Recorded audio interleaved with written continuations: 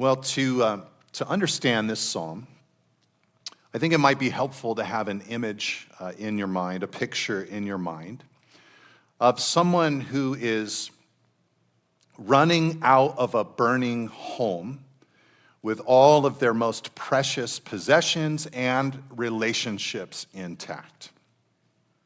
They, of course, would smell like smoke. They've suffered great catastrophe in their lives, but they've survived with the most important elements of life intact. That's, in a sense, what this psalm depicts. You have David, the prayer of this song, running out of his own burning building of life, proverbially, with all of the most important elements of life intact. But what I want to say is that to really understand this song, I think you'd have to take that metaphor, that picture, that illustration a step further.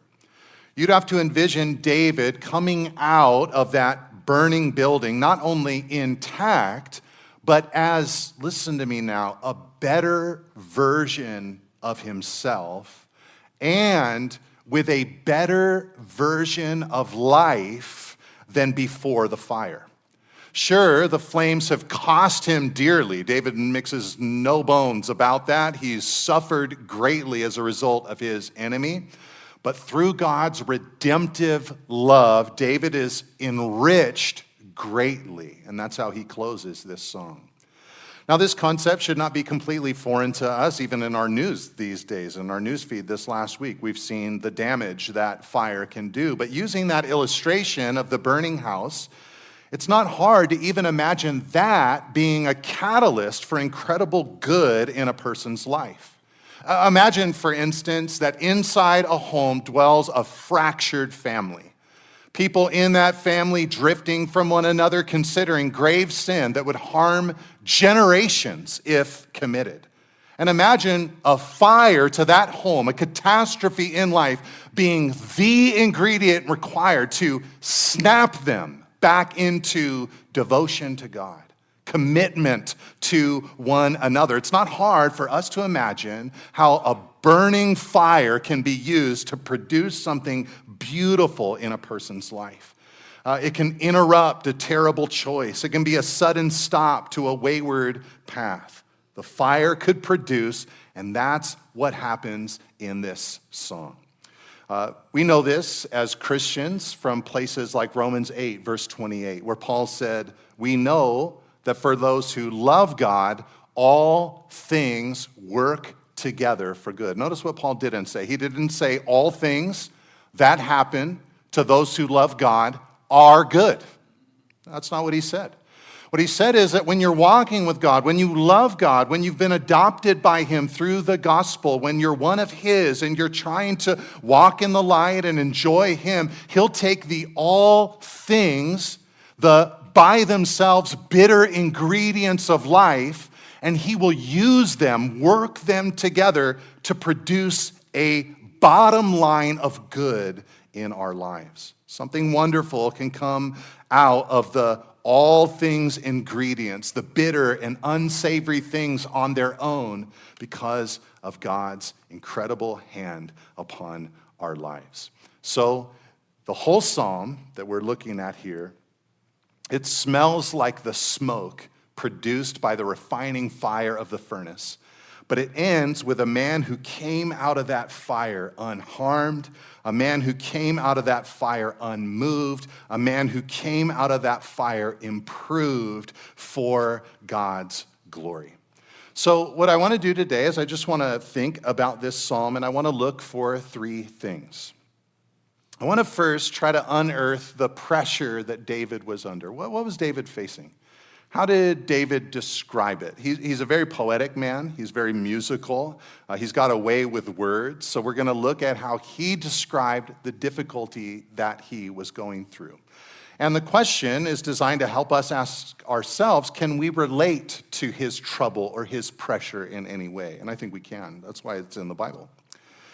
Second, what I want us to do is think about what David asked for. What did he want God to do? What is this man of God who's in this trial, in this difficulty, in this pressure, what does he ask God for initially? And then lastly, I want us to consider the solution that God gave to this man. Especially what he meant when he concluded at the end of the song, "As for me, I will behold your face in righteousness. When I awake, I shall be satisfied with your likeness." What did David mean? Because that was the answer that God gave him. What did David mean when he made that confession? Okay, so those are the three things we'll think about today. So first, number one, what was the pressure that David was under? What kind of pressure was David experiencing? Now, we don't know the historical background to this song, but if you've ever studied the life of David, you know that he went through chaos quite often. I mean, how can we go through a study of the Psalms without referring quite often to the pressures that David experienced? Most of his Psalms came out of pain, hardship, agony, difficulty. Most of his songs did not come out of the chipper, good, beautiful, wonderful times of his life. Some did, but most came out of the hardships of life. And David experienced many of those. When he was a young man, in his father's house, it seems that he was forgotten by his father Jesse. His dad seemed to think that his great destiny was to care for sheep out in the wilderness, not be a future leader of God's people. But that was God's vision for David. When David was anointed as the future king of Israel, David then entered into a phase of persecution at the hands of his father-in-law Saul. He married the king's daughter, but that king, through jealousy after David slayed Goliath, began to conspire to take David's life over and over again. And so he spent over 10 years in the wilderness on the run, fleeing for his life. When he finally did ascend to the throne, it wasn't all rainbows and cupcakes during his reign as the leader of Israel. Eventually, his own children grew up, and one of his sons, a man named Absalom, stood by the gate of the city and stole the hearts of the people of Israel as they came in and out of the city of David, convincing them that he would be a better leader for the people of God than David himself, forcing David at one point to choose between fighting against his son and fleeing back into that very same wilderness for his life. And he chose the latter. I will go into the wilderness rather than fight for myself against my own flesh and blood. What I'm trying to say is that David was not a man experienced with first world problems. He was experienced with real life and death situations. He could not put a fake positive spin on the lethal dose that his enemy was trying to administer. The way that he describes it in the psalm is beautiful. First of all, in verse 4, if you look there in your Bible, he began listing his enemy's work with a title. He said, "With regard to the works of man." I almost imagine David starting a brand new Google Doc, and at the top of it, he just puts a title, "The Works of Man." Here's a list of the crazy things that people have done to me. Here's the stuff that I'm enduring. Here's the situation that I am in. And whoever his foe was, we know that one thing was certain. Verse 4 and verse 9 tells us that they were violent towards David. Now, if you think about what violence is, it, of course, can be loud and physical, overt and obvious, but it can also be quiet and psychological. Violence is concerned with the result of destruction. Whatever means are required to get there, the violent will do that destructive work. And David went on to say that their brand of violence was, verse 9 and 10, deadly, without pity, and with great arrogance. Whoever came up against him was deadly, without pity, and with great arrogance. And when in verse 11, he said that his enemies set their eyes to cast us to the ground, he's more than likely using words that are illustrative of a bull pawing at the ground with its eyes down right before it charges against its enemy. David felt that way, like a doomed matador in the ring with a champion. He saw his enemy pawing the ground, ready to gouge, determined to harm. Not only that, though, in verse 12, David said that his enemy was as cocky and self-assured as a lion eager to tear or a young lion lurking in ambush. In other words, their arrogance was so off the charts, partly because everything in the lives of his enemies was apparently going really well. They had a lot to be arrogant about. David said in verse 14 that they were men of the world whose portion is in this life. They were doing really well in the world today. Even their families, verse 14, prospered. And they were satisfied with children. And they were satisfied with, David says, generational abundance. They had a ton left over to leave to their children and their children's children after they were gone. Now, my question is there any part of you that can relate to David's experience? Have you felt any foes in life that have come in similar packaging? Self-assured, prosperous, violent, destructive. This last vacation that I was on, there was one morning, usually each morning I'd head out for a run or a hike, as I told you last week. And this one particular morning, I was out on a trail out in the woods, and the home that we were staying at happened to be nearby a portion of the Tahoe Rim Trail that goes around the entire crest of all the mountains around Lake Tahoe. I think it's about 160 miles to get around the whole thing. That's not what I was walking during my morning Devo time. It was about a 4-mile stretch that I was doing. And one morning I was out there, and you'd see 2 or 3 people, on a 4-mile stretch at that time of day. And I saw this gentleman coming my direction. He was a little older than me, and he had a huge pack on his shoulders. I'd probably guess maybe about 70 pounds worth of gear that he was carrying. And he's trudging along. And I could tell, when you get that vibe that somebody wants to talk to you as they're approaching, I could tell that this guy really wanted to chat for a second. So I stopped and said hello, and he started chatting with me, and he said, where are you going? And I said, well, I'm just doing a little 4-mile loop. I'm staying at a house nearby, just kind of getting my day started. And I said, where are you going? He said, well, I'm from Alaska, and I came down here. I'm doing the whole 160 miles all the way around the lake. It's going to take me 14 days to do this whole thing, and it's been a dream come true. I'm having so much fun. And I was like, oh, great. And so I asked him, I said, how far have you already gone? How long into it are you? And he said, 10 minutes.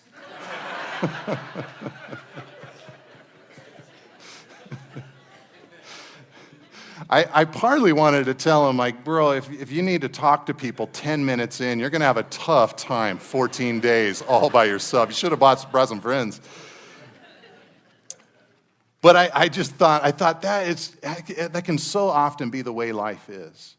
We head out on the journey, we're optimistic, we're excited, we're looking forward to something, and then life just, over time, can just pummel you down. That's what David was experiencing. He'd gone through all the things of, I'm God's anointed man. God has a plan for my life. I'm going to be the king of Israel.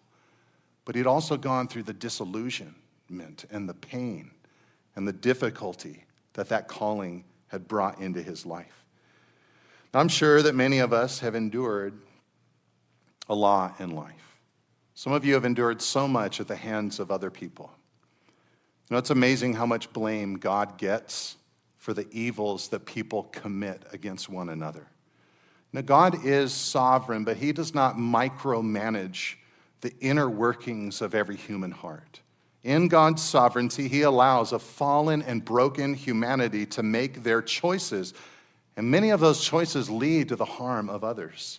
Many of us have been abused. Many of us have been neglected. Many of us have been betrayed by another of our species.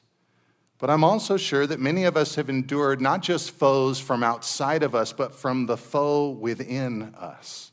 In fact, when David said that his foe was like a lion eager to tear, wanting to do great violence, to me it sounds like a great description of the sinful flesh that dwells within us.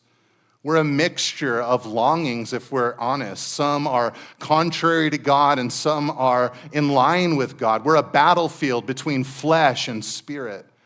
We have been the abuser the neglecter, the betrayer.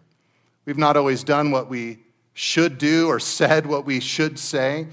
We aren't always playing the good role in the cosmic battle between good and evil. We've set our affections on this world in an attempt to make our portion this life. And for that, we need to drink deeply of God's daily dose of mercy and grace to help us overcome our own tendencies within to destroy with our words and our actions. But this was the pressure that the psalmist was under. And I think all of us feel these pressures today. We're constantly called to go round after round with opponents in this life. My kids were recently showing me I don't know if it's a meme or what the right terminology is, but I'm old. But they were showing me this thing that was trending on TikTok. Apparently, the kids had taken this clip of a young man who's going to be performing in the new Finding Nemo musical that's coming out sometime soon. I don't know when. Find it in New York, I guess. And it's a kid singing a line from this musical. He's got a pole in his hand, and at the top of the pole is a Nemo fish. And he's singing the line, "Where's my dad? I'm all alone. I'm too small to be on my own." It's a very tender little line. But what the kids had done with that little image is they'd superimposed it all these adulting type experiences, and they have that kid singing it on loop. So it'd be like someone would write like, "Me when I'm trying to get my oil changed. Where's my dad? I'm all alone. I'm too small to be on my own, Or I'm trying to register to vote. Where's my dad? I'm all alone." And so we were laughing at all these different versions of that meme or whatever you want to call it. But it just made me think, yeah, that's life. We're continually experiencing the new and the challenging. Financial pressures breathing down our necks. Just when you catch a break, another setback occurs. Physical pressures get all of us at some point, whether young or old, they all get us at some point. Relational pressures. We live in a fractured world. It feels like there's no handbook for solving so many of the relational problems that abound in our lives. Everywhere we turn, extreme pressures abound. All right, so that was David's situation. I think that we can relate to it to a degree. So the second thing I said I wanted to think about from this psalm is, in light of these pressures, what did David want? What was his big request that he brought to God? What did he want to see God do? Well, the bottom line is that David wanted God to rescue him. He wanted God to defend him. He starts out the whole song praying for just that. He says in verse 1, "God, hear a just cause, attend to my cry, give ear to my prayer." In verse 2, he said that he wants God to vindicate him. But more than just vindication, he says, "God, I want you to see me. I want you to behold me." You ever kind of prayed that way to God? Like, "God, do you see me? I want you to see me. Can you see what I'm going through?" In verse 6, 7, and 8, he asked God to incline his ear to him, to keep him, and to protect him. And in verse 13, he wanted God to get up. He says, "God, arise." Have you ever prayed that way? Like, "God, I just need you to do something. I need you to move. I need you to arise." He says, confront and subdue the oppressor. And then in verse 13, he also prayed for deliverance. I want deliverance. And isn't this precisely what we want, at first at least, when under extreme pressure from hostile people or the hostilities of life itself? When the fire begins to burn, isn't our main desire to escape? Don't we just basically, when we come to God, reflexively say, "God, get me out of this"? That's bottom line. What I want is I want you to get me out of this. It's a non-poetic, non-psalmic way to say what David was saying all throughout this psalm. "God, I need you to get me out of this thing."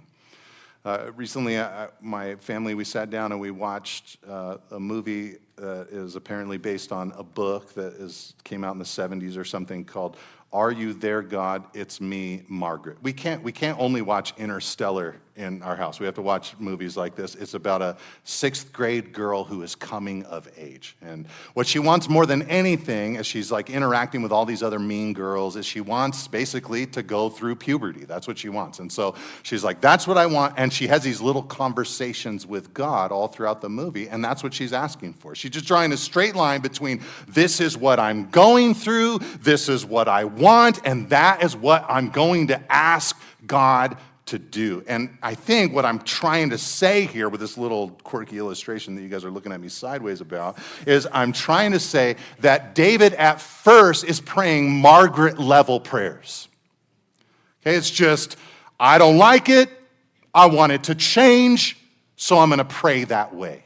Okay, that's not how David's prayer ends. He advances into real prayer, but at first he prays like so many of us pray. It's just I don't like it, here's what I'm in, I want out of it, and that's what I am asking God to do. You see, as Christians, we have to remember in the difficulties of life the gospel. The cross of Jesus, you guys, it obliterated the natural order of things. Through the gruesome death of Jesus came the glorious life and resurrection of Jesus. In fact, I think you could say that Jesus is the only one who can really truly pray Psalm 17 without any error whatsoever. He's the one that is pure, righteous, holy, no sin, with true enemies that came against him. Dietrich Bonhoeffer wrote a book about how to read the Psalms, and that's one of the cases that he builds, is that you have to read the Psalms through the lens of Jesus. Jesus fulfilled the Psalms. Jesus praised the Psalms. So when we pray these prayers, we're praying them through our position in Jesus. The event that at first appeared, in other words, to be God's great defeat, the cross, was God's great victory. And Jesus invites us into a life that is similar to that model. To take up our own crosses, to die daily, and to follow him. Jesus' followers are invited into a lifetime of living in the Spirit's resurrection power. But resurrection is preceded by death. It's one thing to say, like, oh, I want to experience the resurrection power of Jesus. Do you want to experience the death that precedes the resurrection power, though? What I'm trying to draw out from the biblical story is that it's often through death or pressure, or pain, or heartache, that God's resurrection power comes. That's the story of this psalm, and it's often our story as well. The finances downturn, but dependence on God rises. The relationship stagnates, so your walk with God is rekindled. Your kids rebel against you or against God, so you turn to God in a way that you haven't turned to him for some time. School becomes challenging for you for the very first time, or you don't get into the college that you want to. And you begin to be desperate for God in a way that you weren't when you were on autopilot, focused on other things. Dating proves to be a fruitless endeavor in your life, and it feels that no one is out there. And so pretty soon, God begins to come into clearer vision in your life. Your body doesn't cooperate with your desires and what you would like to see happen through life. But pretty soon, God and his heart for you becomes more real. That's the reality. At first, our request is, get us out of this, God. But God is doing something deeper behind the scenes. But that was David's request at first. God, get us out of this. Okay, in light of David's request, what was the solution? What did God do? How did God answer his cry? Well, the first thing is that David became conscious of God's love. Notice in verse 7, he asked God to wondrously show his steadfast love to him. This is David's way of saying that he wanted God to move, not because David was righteous. He's not saying to God, God, you owe me. I've been so good. I've kept all the rules, so you owe me. This is David's way of saying, despite myself, I'm leaning on your covenantal love. I'm leaning on your nature. The very God who made a covenant with Abraham and Isaac and Jacob, who made a covenant at Mount Sinai with Moses and Israel. That covenantal God is who David appeals to right here. He wants God to move because of God's love. In other words, in the middle of the fire, David sees God's love, an unalterable love because it was attached to God's promise. Again, on a trail while I was up at the lake, I was one morning just going for a run, and I saw this cute little sight. It was a small little family of 4. The children, a boy and a girl, were probably 4 and 3 years old, something like that. And the mom and the dad were riding the 2 bicycles.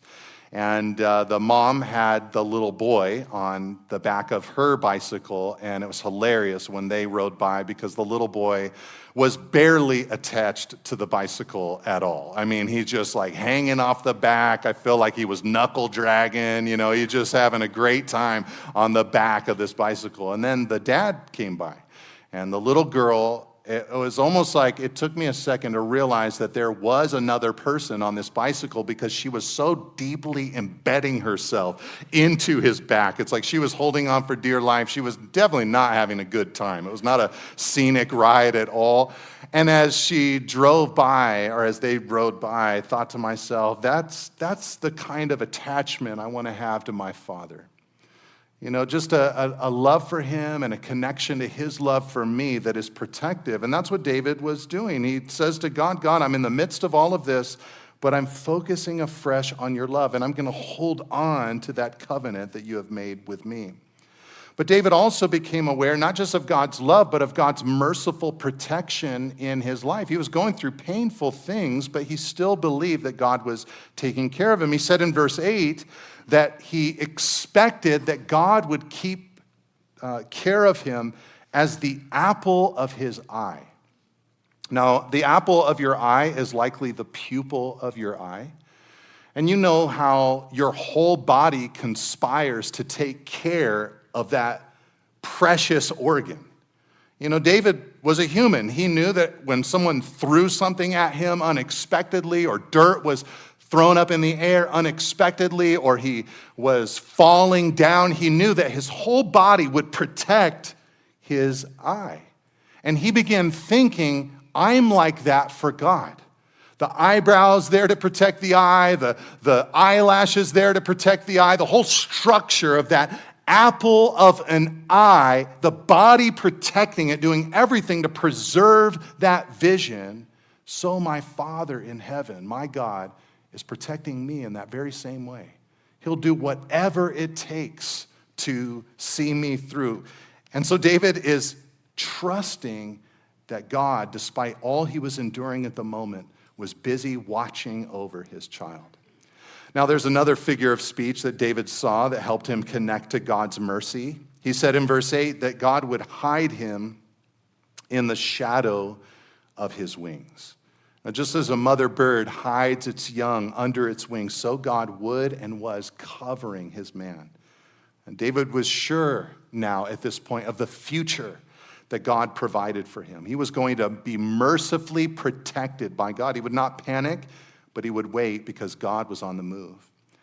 But if you stop right there, you might come to the conclusion that David's first desire that God would get him out of this is what David still expected that God would do.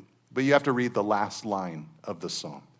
Finally, in the last line of the psalm, David concluded, as for me, as opposed to my enemies, I will behold your face in righteousness. When I awake, I shall be satisfied with your likeness. Now, probably many of us in this room, when we've read that line, if we've read it before or heard it before, we think that what David is talking about is life after death. We think that what he's saying is, someday I'm going to die, but when I awake, I'm going to see God, I'm going to see his likeness, and that's when I will experience satisfaction in the ever after with God. And that, of course, is a biblical truth, but it's probably not at all what David is thinking when he pens that line.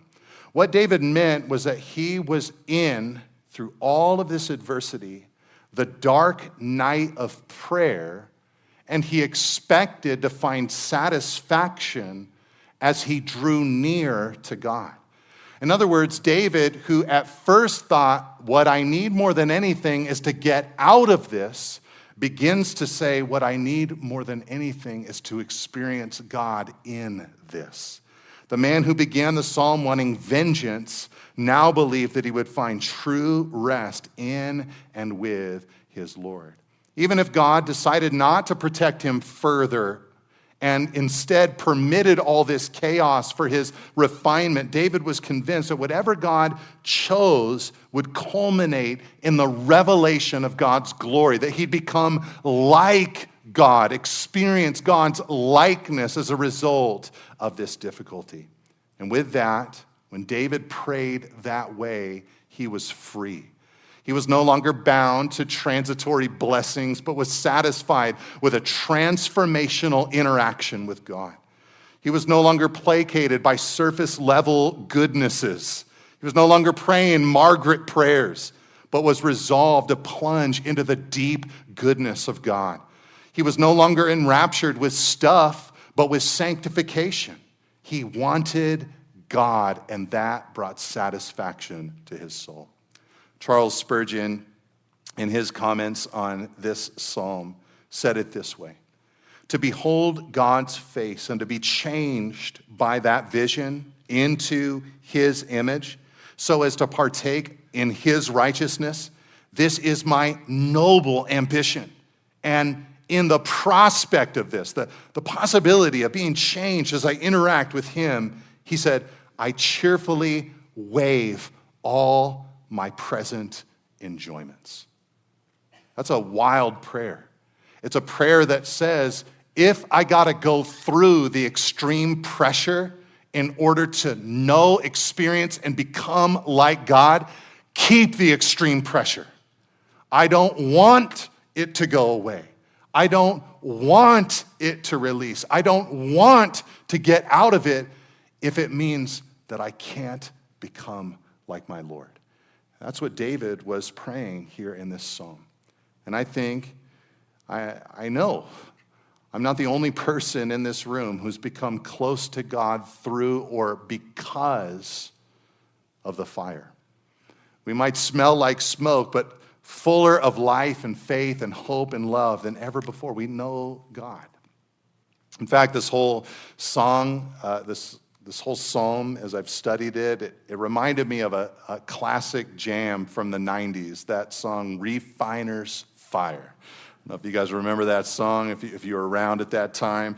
It was the jam of 90s youth groups nationwide.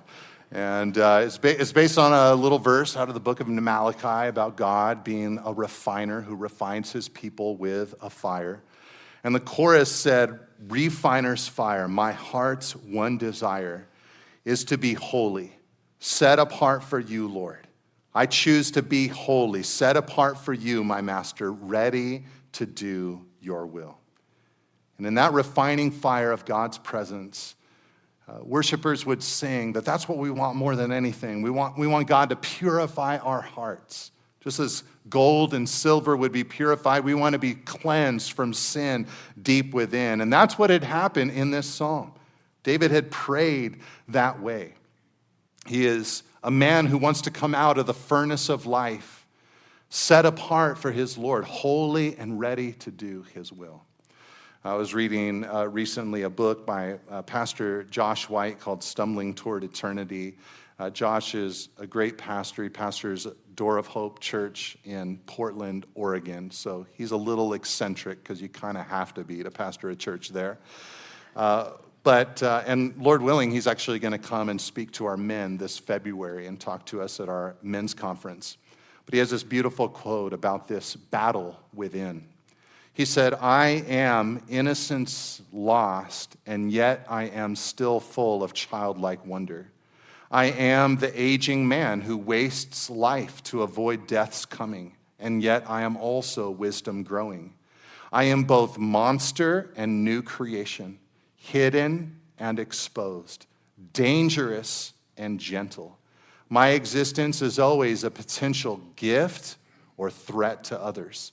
I am both of the earth and the air. I am heaven and hell. I am a mixture. So I must die the good death daily. And I think what David recognized is that the extreme pressure he was going through were training wheels to help him die the good death every day so that he could experience God's transformational power. So I pray that we would be able to pray like David, that we would be able to say, even though pressures abound and even though evil flourishes, as for me, I will gaze upon God, your glorious and perfect face, because you have made me able to stand in your presence through the gospel. And when I awake, when I get up from this night of death or the chaos I'm passing through, it will be your presence to me and your presence in me that fills me with unsurpassed joy.